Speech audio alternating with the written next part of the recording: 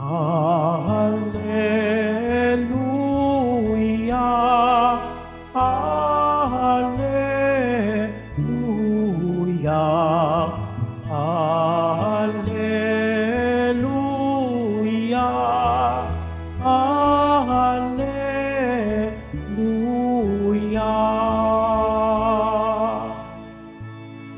Tayo'y tinawag ng Diyos upang magnining na lubos sa aral ni Kristo Jesus.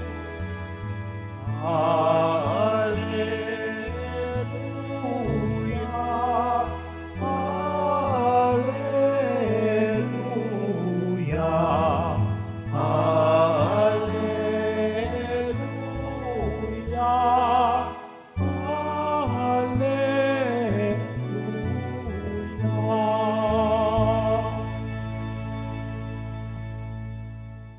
Sumainyo ang Panginoon.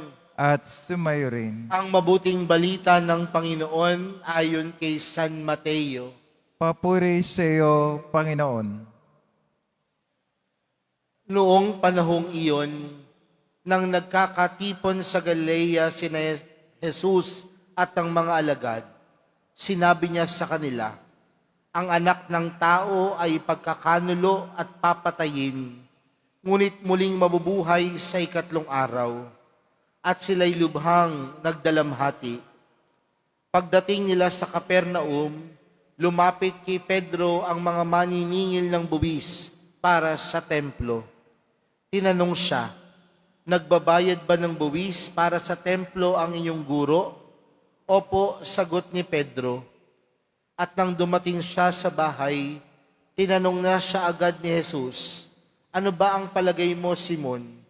Kanino sumisingil ng bayad sa lisensya o buwis ang mga hari sa lupa? Sa mga mamamayan ba o sa mga dayuhan? Sa mga dayuhan po, tugon niya. Sinabi ni Jesus, kung gayon, hindi pinagbabayad ang mga mamamayan. Gayon may, para wala silang masabi sa atin, pumaroon ka sa lawa at ihagis mo ang kawil. Kunin mo ang unang isdang mauhuli, ibuka mo ang bibig nito at may makikita kang isang salaping pilak. Kunin mo ito at ibayad sa buwis nating dalawa.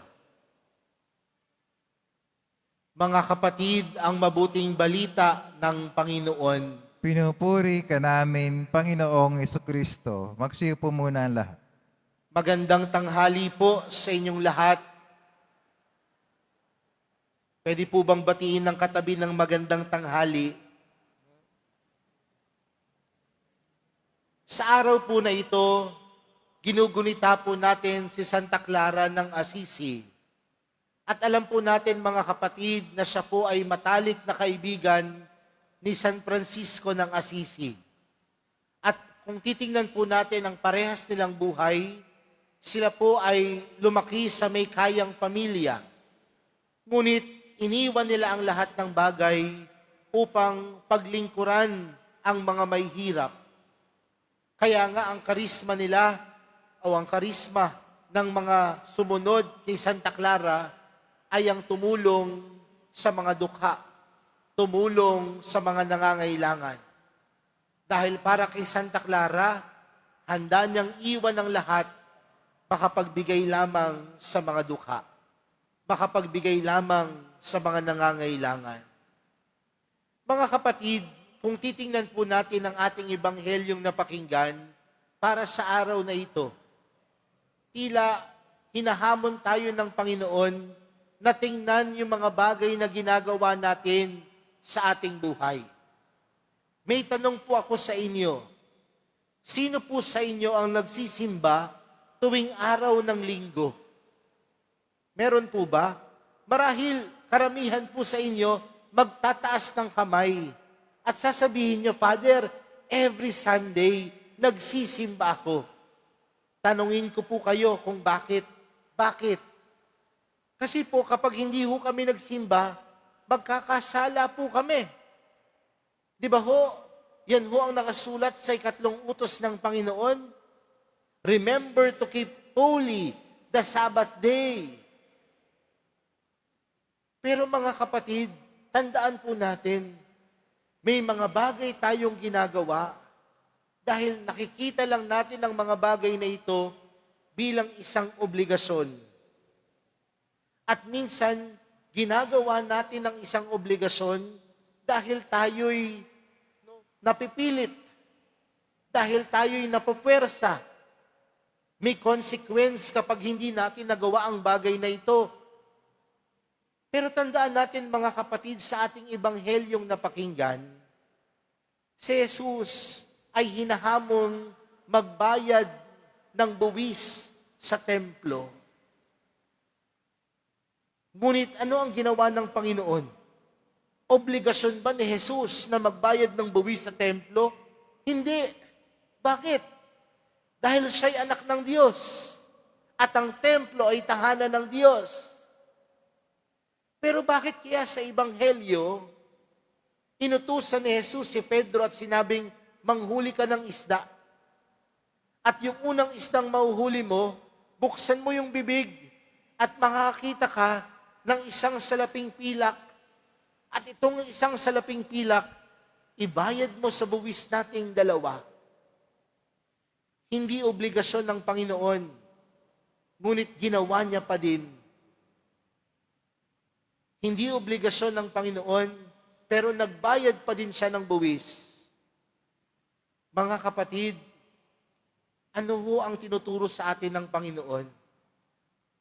Na yung kanyang ginawa sa ating ebanghelyo, hindi man niya obligasyon, pero alam niya ito'y nararapat. Alam niya na ito ang mabuti. Alam niya na ito ang tama. At kung ito'y mabuti, ito'y marahil makaka-impluwensya din sa iba upang gumawa din ng mabuti at tama. Mga kapatid, may mga bagay tayong ginagawa. Hindi lang dahil gusto nating gawin. Meron tayong mga bagay na ginagawa, hindi lang dahil ito'y obligasyon natin. Ngunit meron tayong mga bagay na ginagawa dahil ito'y alam natin na mabuti at tama.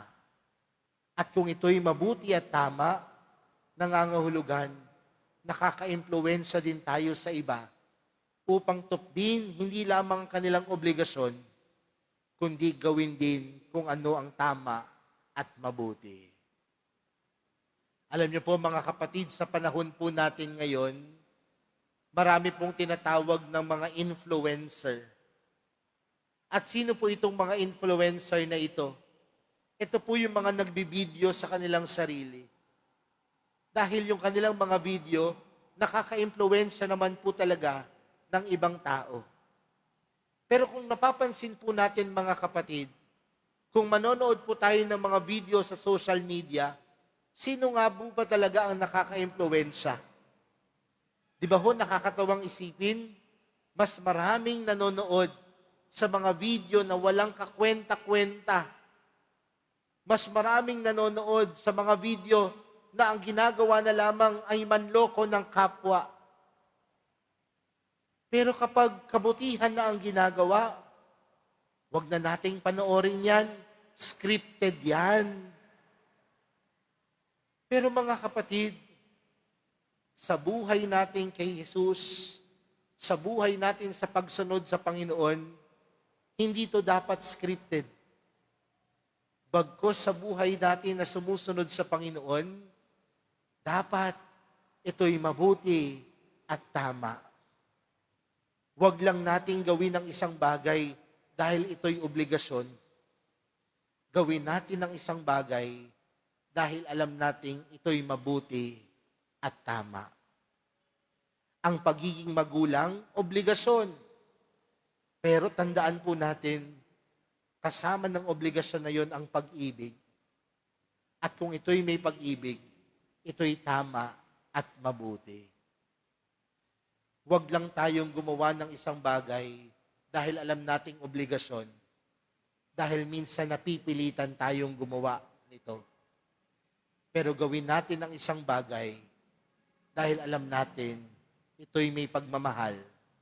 At kung ito'y may pagmamahal, ito'y tama at mabuti. Kaya po mga kapatid, sa pagpapatuloy po ng ating banal na misa para sa araw na ito, sa tulong po ni Santa Clara, nawa magabayan tayo ng Panginoon na gawin ang mga bagay na dapat nating gawin, hindi lang dahil ito'y obligasyon. Bagkus gawin natin ang lahat ng bagay na dapat nating gawin ng may pagmamahal, ng may pag-ibig. At kung ito'y may pagmamahal at pag-ibig, nawa'y ginagawa natin ito dahil ito'y tama at mabuti. Amen.